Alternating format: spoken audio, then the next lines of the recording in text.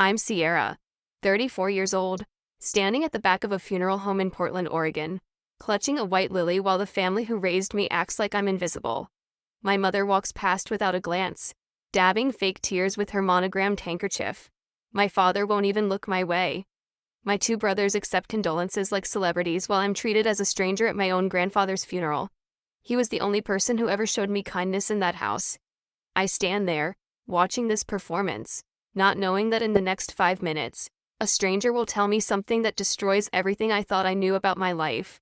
Drop your location in the comments and hit subscribe, because what happened next changed everything. Let me take you back to where this nightmare began.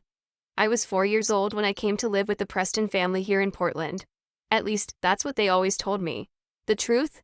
I have almost no memories before that day. Just tiny fragments that flash through my mind sometimes. A woman's laugh. The smell of cinnamon cookies.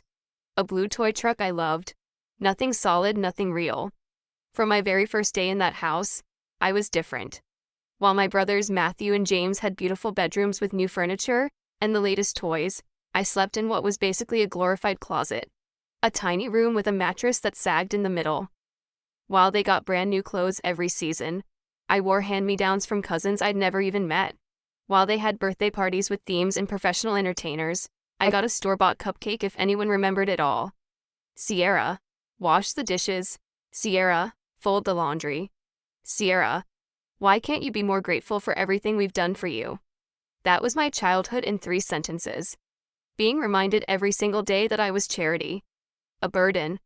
The unpaid cleaning lady who should be thankful she had a roof over her head. Only Grandpa Walter saw me as a real person. He'd slip me books when no one was looking, teach me chess during his visits, wink at me across the dinner table when Patricia complained about my mediocre grades or messy hair. "You've got fire in you, kiddo," he'd whisper when we were alone. "Don't let them put it out." I left the day after my 21st birthday. No dramatic exit, no tearful goodbye. I simply packed my few belongings while everyone was at one of James's football games, and walked out that door forever.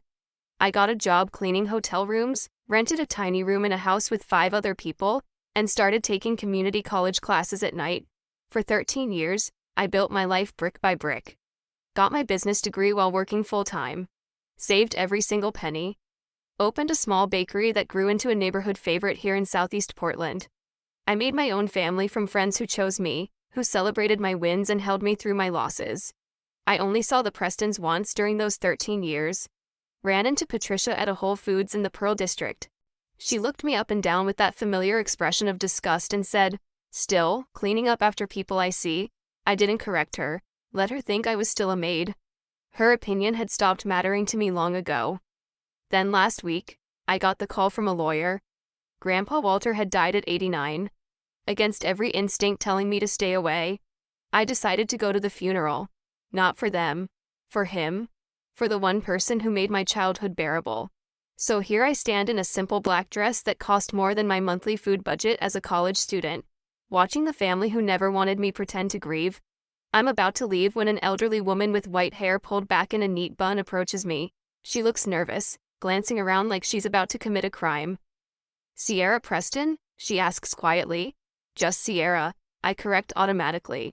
I dropped their last name the day I left. She pulls me behind a large floral arrangement and reaches into her purse with trembling hands. "I've waited 30 years for this moment," she whispers. "My name is Edith Mercer. I worked at Sunshine Adoption Services in 1994. My stomach drops. "You were never adopted, Sierra. You were stolen." The word stolen echoes in my head like a gunshot.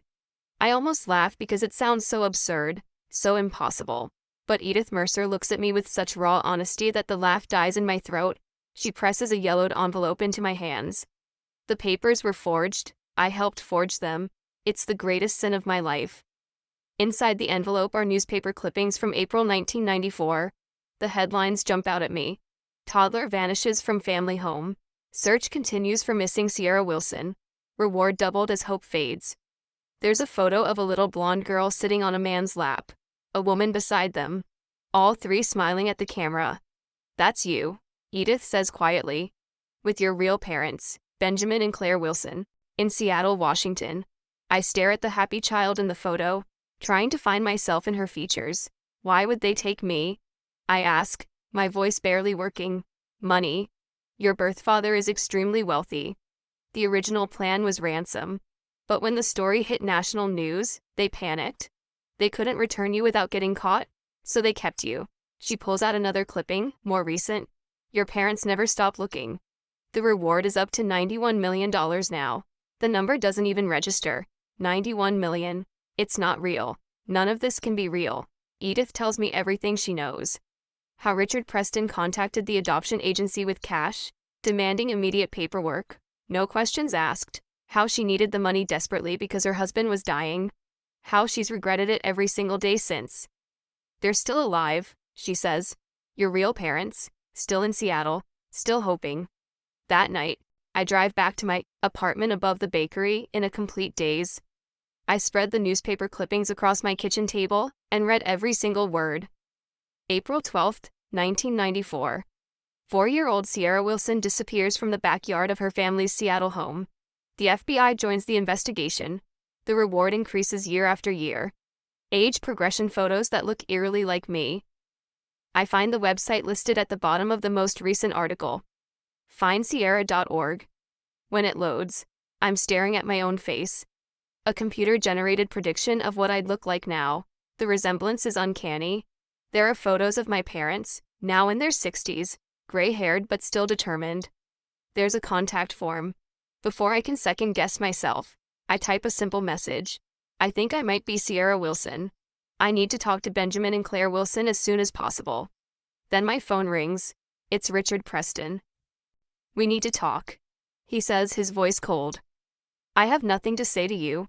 That old woman at the funeral, what did she tell you? The truth, which is more than you ever did. There's a long pause. Think very carefully about what you do next, Sierra. You have no proof. No one will believe you. But I've already hit send on the contact form, and 24 hours later, a private investigator named Daniel Harlow is sitting at my kitchen table, taking a DNA sample with a simple cheek swab. The Prestons have been waiting 30 years, he tells me. They don't waste time. The preliminary results come back the next morning. 99.9% match. I am Sierra Wilson. And everything I thought I knew about my life was a lie built on a federal crime. When Benjamin and Claire Wilson walk into my bakery 2 days later, time stops.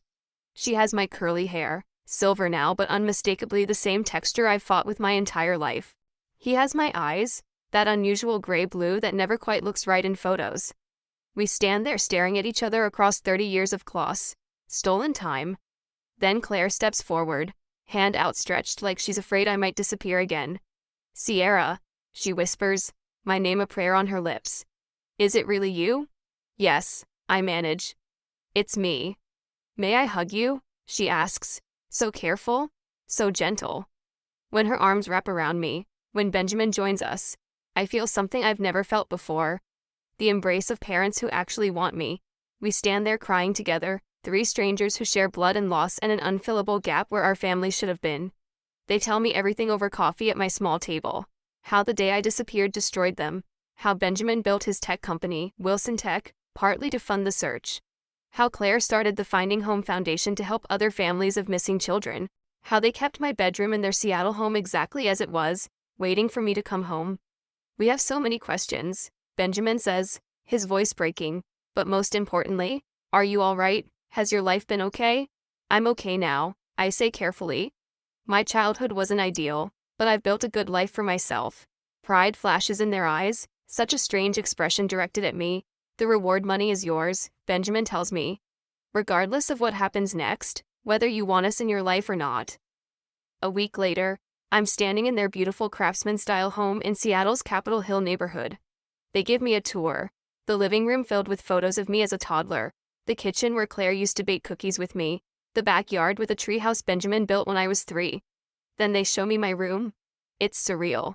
A space frozen in time but also updated over the years. Bookshelves filled with books for every age, as if they'd continued buying them as I grew. Empty picture frames waiting to be filled with new memories. An art studio next door with supplies they hoped I'd use someday. There's a small music box on the nightstand.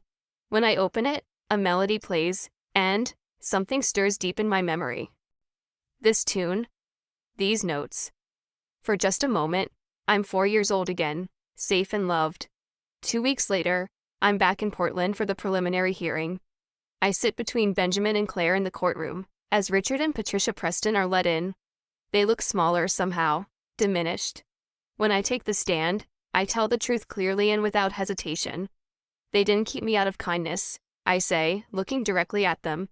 They kept me because they were afraid of getting caught. They kept me as free labor while deliberately depriving me of love, belonging, and my true identity. The judge rules there's more than enough evidence to proceed to trial. As the Prestons are led away in custody, Patricia gives me one last look of cold resentment. Richard at least has the decency to look ashamed. Outside, reporters swarm, but Daniel helps us escape to a waiting car. Justice is coming. Finally. 6 months later, I'm standing in the gleaming kitchen of my new bakery, arranging fresh pastries in the display case for our grand opening. The name above the door reads Wilson and Daughter in elegant script. It was Claire's idea, a public acknowledgement of my restored identity. Richard and Patricia Preston accepted a plea deal, 25 years each, with no possibility of parole for at least 15. It's justice, or as close as we'll ever come. The reward money, my money, has been put to work. Half went to establish a foundation for families of missing children. A quarter is invested for my future. The remainder funded this beautiful bakery in Seattle's Fremont neighborhood, 3 times the size of my old Portland location. Need any help? Benjamin asks, appearing from the back office.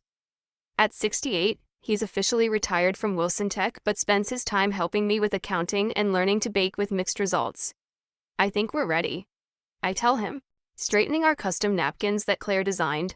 At precisely 10 o'clock, on a Sunday morning, we unlock the doors. The response is overwhelming.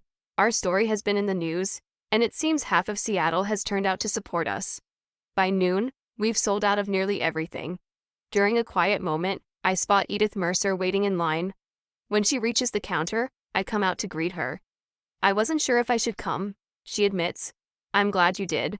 None of this would have happened without you. That evening we close up, exhausted but elated. My phone buzzes with a text from Benjamin's sister Elizabeth. Family dinner next Sunday, usual time. The Wilson family dinners have become a regular part of my life now. Chaotic, loving gatherings where I'm gradually finding my place. Later, sitting on my new apartment balcony overlooking Elliott Bay, I hold the blue toy truck from my earliest memories. My phone shows a notification. Someone has made a substantial donation to the Sierra Wilson Foundation. We've already helped reunite 3 families. As I watch the Seattle sunset paint the sky gold and pink, I reflect on this incredible journey. From Sierra Preston, the unwanted servant, to Sierra Wilson, cherished daughter and successful business owner. I am Sierra Wilson. I was lost, but now I'm found. And my story is just beginning.